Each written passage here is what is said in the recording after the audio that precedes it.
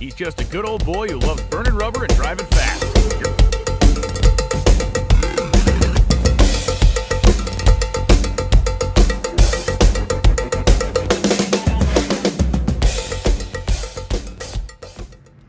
All right, y'all. It's good to see you. And it's also good to be at home. I have been, I think, 18 straight weeks I have traveled somewhere. I've been home, but it hadn't been but a couple days at a clip, you know, like 48 hours. Come home, wash clothes, go again. But I love what I get to do, and I love to travel and see and meet and do and share with you guys. But we're at the shop. Most of you know everything that's in here, but just in case we got a few folks that don't. First thing you see, we call it the CRC, Build for the Future GTO, which Jeffrey Lutz and myself built, kinda. Found this thing with 1,350 miles on it, and we went wild. Emily Reeves helped us get this thing together. Flying Sparks Garage, CRC Edelbrock comp cams, supercharger cam, you name it. Weld wheels, bare brakes. Went to auction for scholarships, and dang if my longest, bestest friend didn't buy it. So CRC GTO. I would think most of y'all know this truck. If you don't, this is Dentley. This was my son's truck. Also a Lutz Race Cars build, along with CRC. It is a twin turbo 426 Hemi, built for drag and drive, which I've never done one yet. Certainly plan and hope to. So what are we going to do? Well, in amongst those 18 weeks of travel, I have driven Dentley a time or two. And I'm going to tell you right now, it's sick. I actually have been too. Y'all know I lost my voice in Vegas. Anyway, Dentley's sick. It's running fat. I don't really know what's wrong with it, but I did just order an injector cleaning device. Got a feeling it might have an injector dripping, whatever you want to call it. I'm going to tell you that, like doing valve lash, that sort of thing, a lot of people, when they see Dentley, they think, man, y'all set the motor way back. This is all stock Dodge stuff. That's not. That's a Precision Turbo 62. Same as that one over there. But it's a pain in the butt getting the valve covers off and on and doing valve lash. But that's what we're fixing to do, so let's go to work. All right. Barely getting going here, but I just noticed something. This coil pack is definitely loose. The screw's undone out of it. We shall further investigate what's happening right there.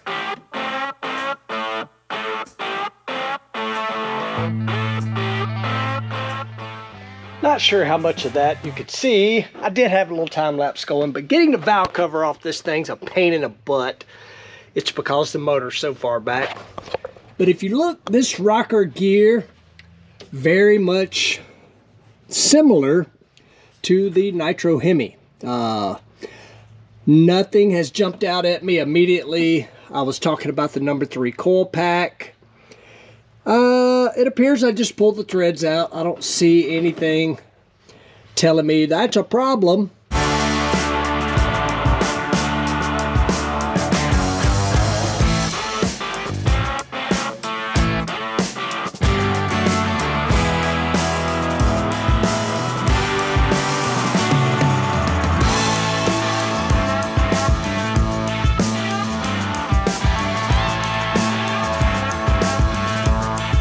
Well, found no smoking gun in doing valve lash, and I don't know how much you can tell, but it's a royal pain in the butt. I truly wish I did a hydraulic roller in here instead of a solid, because then I wouldn't have to do this. But I'm a race car guy through and through. When we had the opportunity to do a solid roller, I'm like, let's do it. Solid rollers are awesome, but they're maintenance required.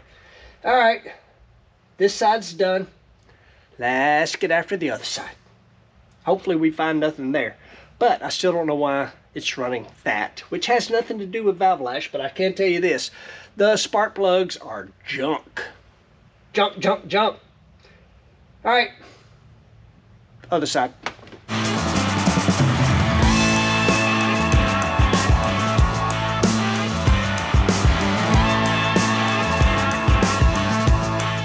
Well, no smoking guns. I don't have a clue what y'all could see, but basically one or two, couple thou out, no big deal.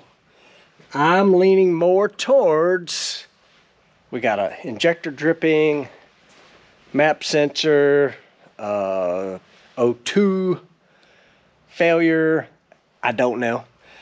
Don't really know how to check them, but I will tell you one thing that I was doing in this process. Oh, look how freaking nasty the spark plugs are.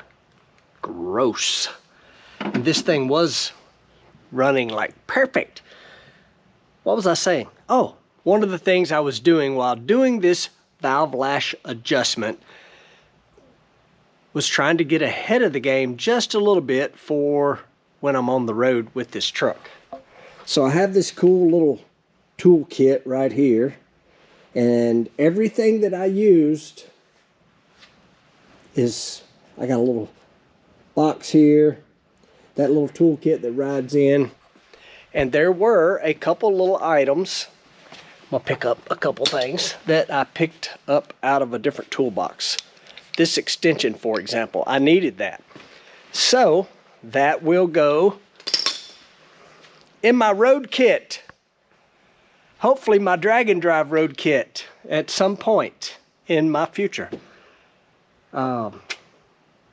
Dang, we didn't find anything wrong. But honestly, I'm okay we didn't find nothing wrong, but I don't know what's wrong. So, anyway, I'm gonna do a little work, then I'll get back with you. All right, rocking on with our little maintenance projects. I had said something about number 3, coil pack was not flat. So we had a stripped out hole there. So I just drilled it. Going to put a helicoil in there. My question to you is, are you a helicoil person or a thread cert? Me, I prefer thread certs, but in this case, it's not a lot of torque needed to hold this coil in place. I am going to put a helicoil in here right quick. Just drilled it out, got to tap it, insert the helicoil, put the coil pack back on. Let's do it. All right, little drill, little tap, little thread repair with the old helicoil. Got her all done up. Now let's see if I got it back in the correct location. See if we can get a coil pack put back in this thing. Thought I would show you the cause of this problem. I do remember putting these in at Jeff's, and I have had this issue. Here is the problem. Look, when you set this down in there, look how far off that hole is. Both sides are the same way. See that? And it becomes in a bind, and you can just imagine it's more than half the bolt hole off. And you can imagine when it's running, it's trying to spit that joker out of there. Gonna have to wrestle it in there, which is what I did before, which is what caused the problem. Am I fixing the problem? Not really. That's a valve cover problem. Valve cover complete. Stuck a new gasket in there. Didn't really need one, but I did it anyway. Just because if you got that thing off, you don't want to have to take it back off because it leaks. Next thing on the agenda, I want to show you guys. As you can see, they are absolutely been running rich. While you see 8 spark plugs here, this is out of just one side of the motor.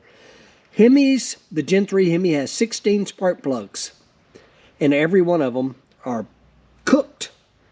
So we still don't know the problem, but all these things got to be fixed. So the next thing on the agenda is, so this is the plug I'll be running in this thing. It is a Denso spark plug. I'm not sure if you can see that, but the gap on that thing is like 43. And in a boost application, you got to start closing the gap. Because of the boost, it'll blow the spark out. Like on the Top Fuel car, I think the plugs are gapped at 12. I think that's right. Been a while since I gapped spark plugs for the Top Fuel car.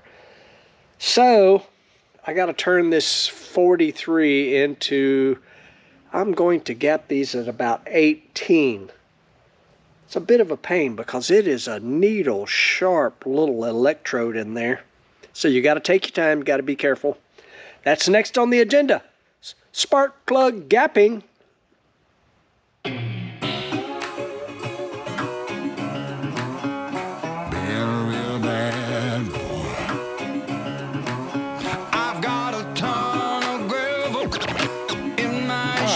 Super exciting stuff there. We have 16 spark plugs now gapped to 18, and with a little dab of anti-seize. If you know anti-seize, you know you get one tiny little drop of that stuff anywhere, you will get it everywhere. It's just part of what makes it magic. But always put a little dab of anti-seize, because aluminum heads, steel spark plug shanks, they will stick together if you're not careful. All right, what's next? Screw in 16 spark plugs. That's what's next. Let's go to work.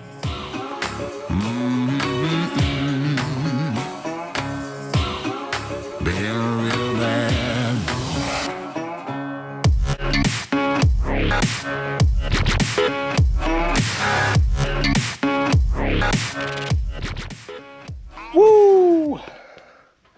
One side down. She's in there, tightened up.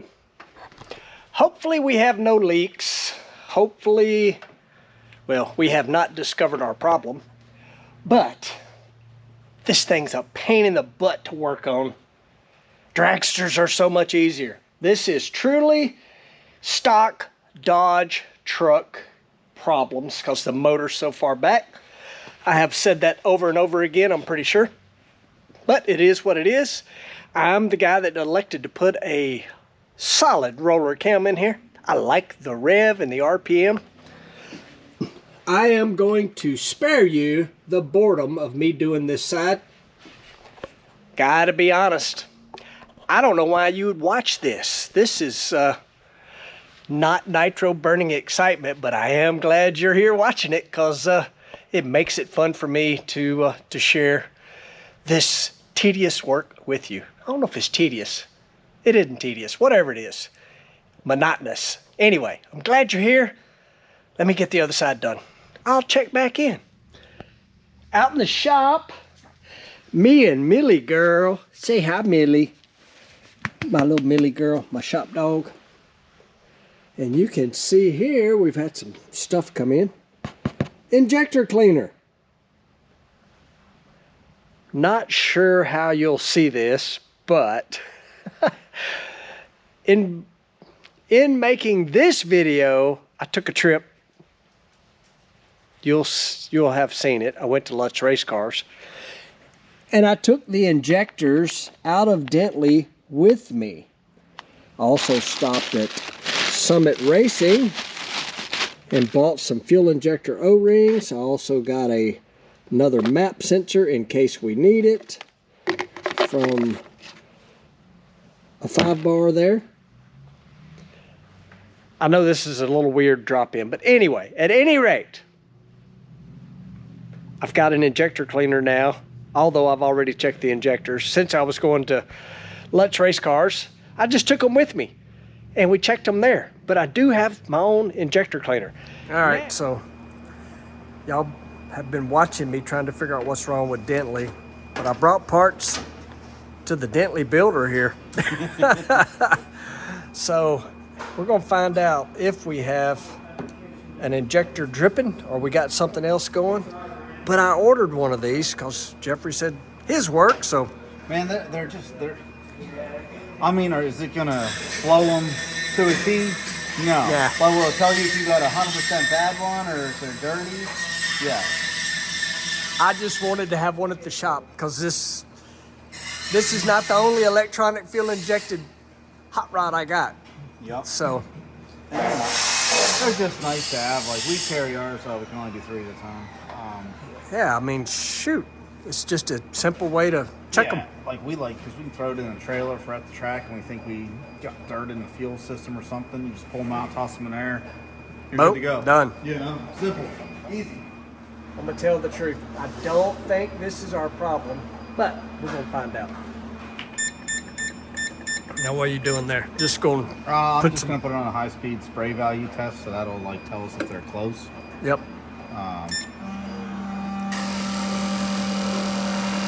So basically, you just look at How many cc's? Yeah. I mean, yours are looking pretty freaking close. Yep.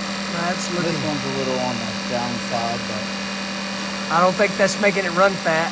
no. If anything, that would be like you got to do a little bit of individual cylinder testing to get it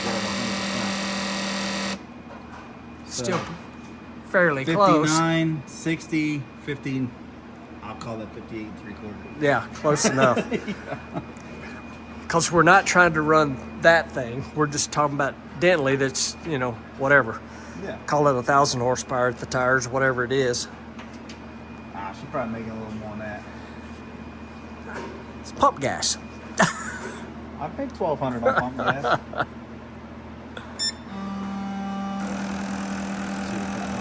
Yep.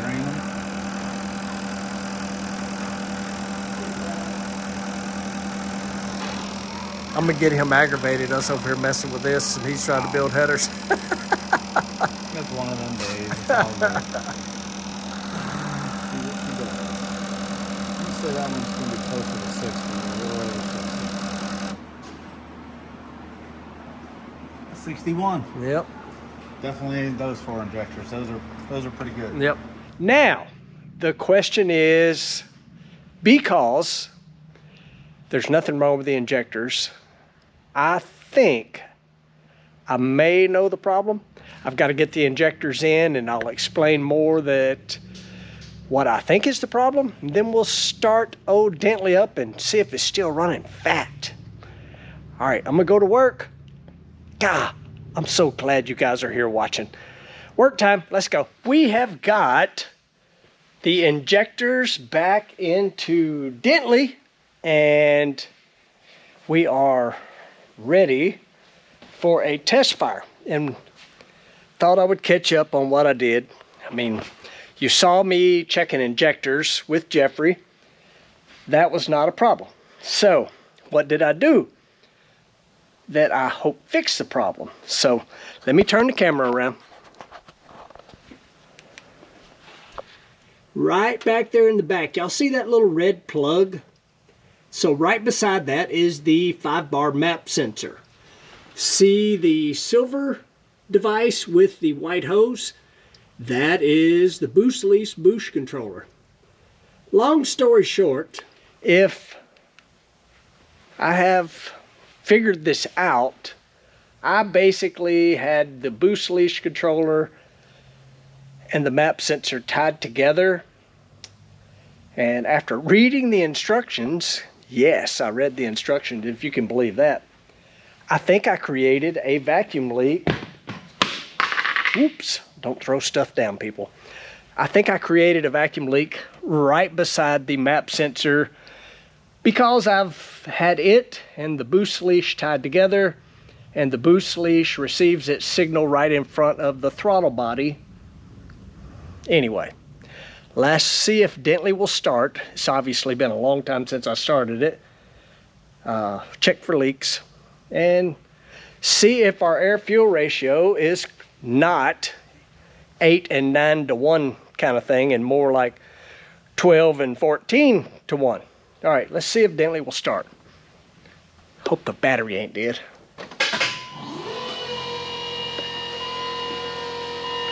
Look for leaks right quick. Looks good. Now let's hope the battery is up. Let's see. Air fuel ratio, I see that on the dash. Now let's see if it'll start.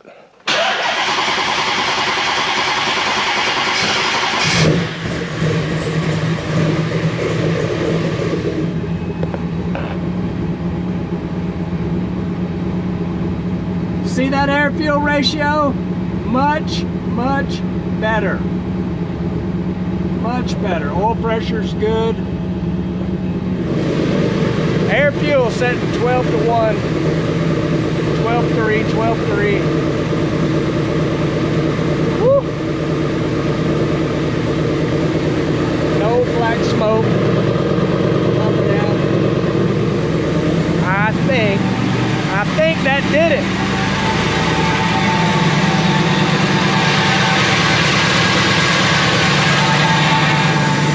Got a little smoke puffing from where my hands have been all over the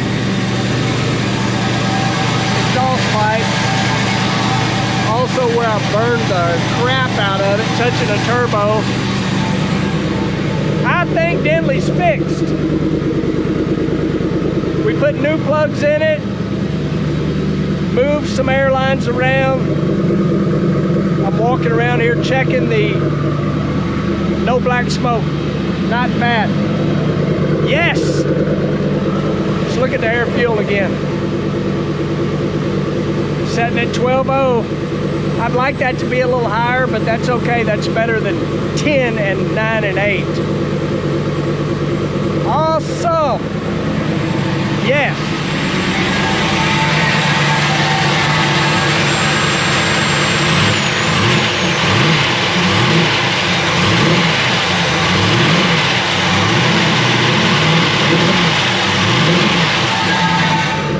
Setting at 12.0.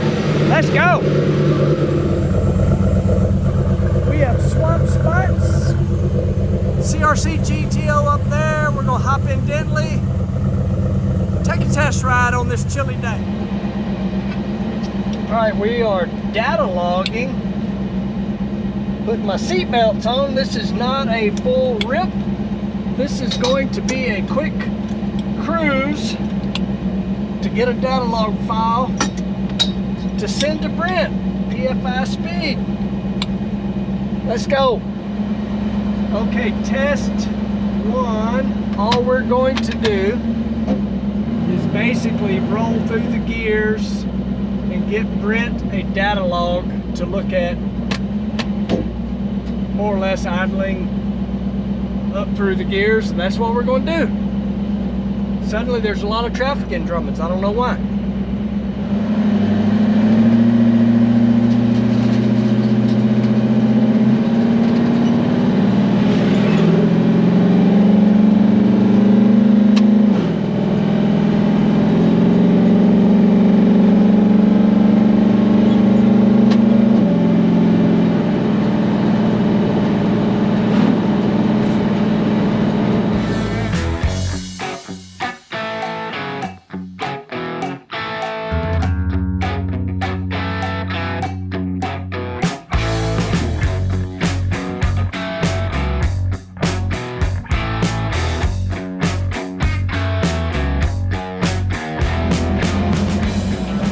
The laptop died, but let's give it a little bit of a rip. No boost controller. Let's just roll into it and see how it feels.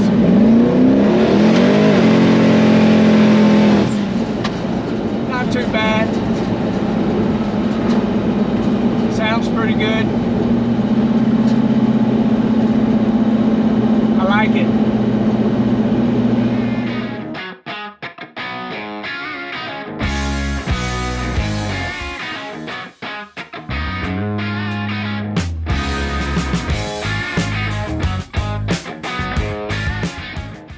Hey Clay, I looked over the log. Tune looks absolutely phenomenal. I think he found the problem. So let's see Dentley ripping. Okay, you just saw Brent. He said he's happy with the run log we sent him. Old Dentley's good to go.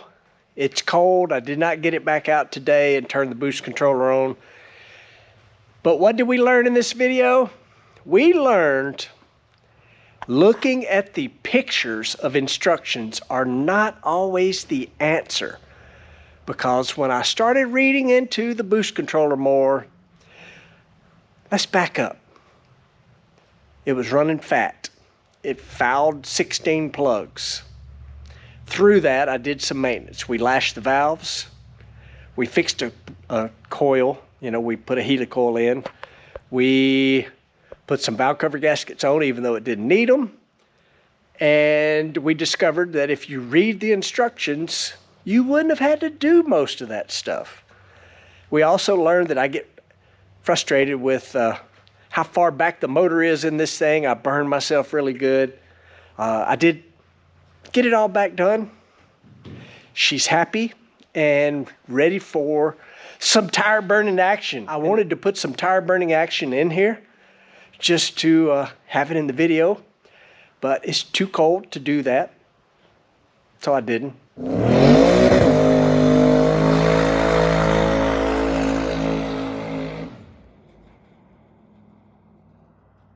And I cannot believe you have made it this far into this video. And if you have, thank you.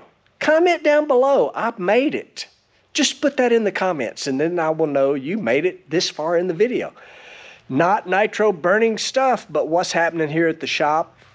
And we got more stuff coming. Not only here, but I've got a trip coming up actually tomorrow and you will see that. It doesn't slow down, it's off season. We're not burning nitro, but we're burning up the highway and all kinds of other stuff going on. All that being said, you guys are the best. Appreciate you watching, liking, subscribing, sharing. Stomp on that loud pedal. We'll see you in the next one.